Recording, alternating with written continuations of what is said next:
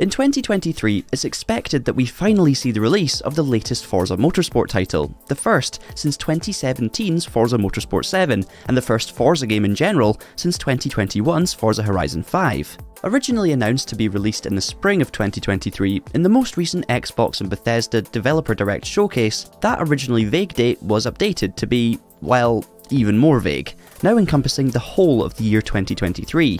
Of course, Forza is an Xbox commodity, so we won't be seeing it on PlayStation systems. It will be on Xbox and PC however, and this is everything we know so far about the upcoming title. For those of you who may be wondering what the game actually is, Forza Motorsport is a simulation-style console racing game that encompasses a more professional form of motorsport. Fans may want to call this Forza Motorsport 8, but this is not the case. This is in fact a reboot of the entire series. The title is once again being developed by Microsoft's Turn 10 Studios, the same team responsible for the rest of the Forza Motorsport titles, from the first one released in 2005 up until Forza Motorsport 7 in 2017. This new game will contain over 500 cars, with 800 unique upgrades at launch, with details as precise as the differing sounds made with each upgraded part included in the gameplay.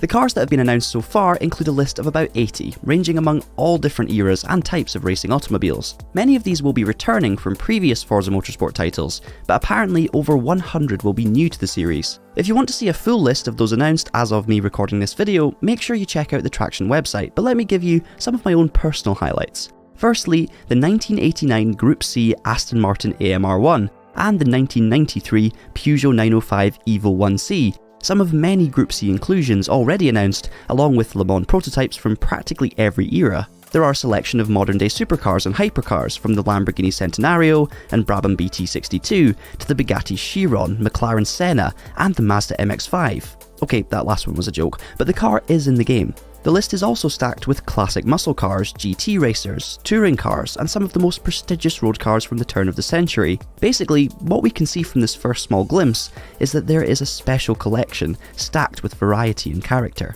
But what about circuits? There will be 20 so-called environments in Forza Motorsport, and 5 of those will be brand new to the title. Each has either been remade if it's fictional, or re-laser scanned if it's a real-world venue.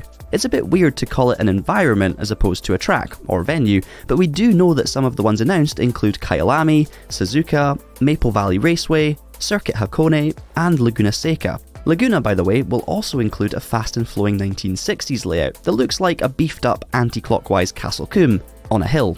I'm excited, you should be too.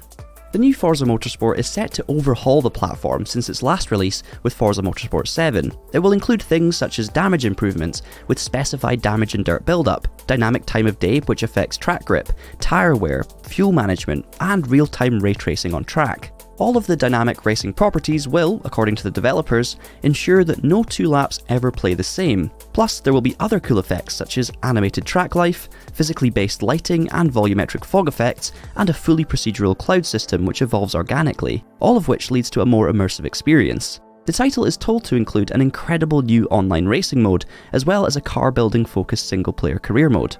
When it comes to the driving itself, it's been promised that the handling mechanics, tyre model and suspension systems have been rebuilt from the ground up for the new Forza Motorsport.